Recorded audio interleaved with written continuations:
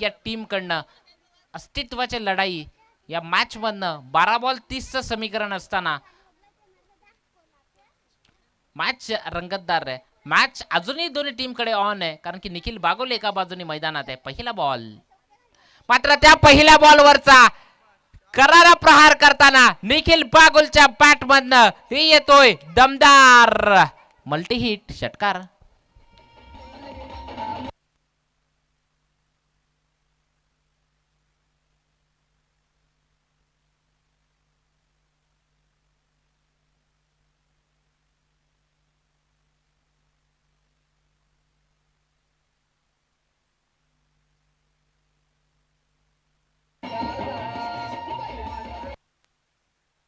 Thank you DJ. धावसंख्या score card वर लागली आहे 35-24 ची गरज आहे. येणारे बॉल 11 आणि 11 मध्ये 24 ची गरज आहे. चेतनजी पाटील पूर्ण मॅचचा अनुभव, पूर्ण मॅच एकदम पूर्ण नियंत्रण मॅच वर लक्ष ठेवून मॅचचा प्रत्येक हाल हवाल घेत आहेत. नेक्स्ट बॉल निखिल बागुलच्या बॅट मधनं बॅक टू बॅक आलेला हा दुसरा ब्लास्ट. निखिल बागुलच्या बॅट मधनं येतोय षटकार 6. मी म्हटलं होतं बेनिफिट आहे, डावखुऱ्या हाताचा बॉलर आहे समोर, डावखुऱ्या हाताचा बॅट्समन आहे. दोन लगातारचे 2 षटकार आणि या षटकारानं मॅच थोडीशी आता मात्र झुकली आहे.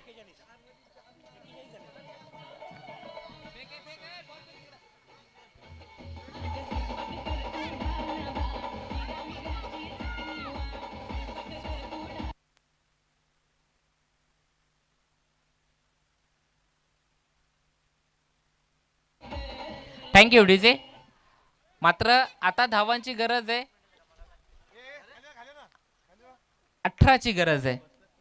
निलेश हरळ जे स्कोररच्या माध्यमातून जोडले गेले आजच्या दिवसातनं खूप चांगलं स्कोरिंग आपल्याला पाहायला मिळते त्यांच्याकडनं.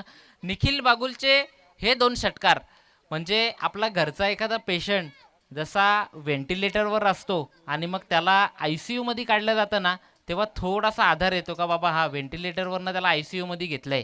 त्या पद्धतीनं आता श्रेयस एंटरप्राइजेस व्हेंटिलेटरवर होता, ICU मध्ये दाखल झालाय. नेक्स्ट बॉल, मात्र पुढचा चेंडू पुन्हा एकदा आता ICU मधून जनरल वॉर्डला घेतला. येतो षटकार निखिल बागुलच्या बॅट मधनं, ही षटकार हॅट्रिक.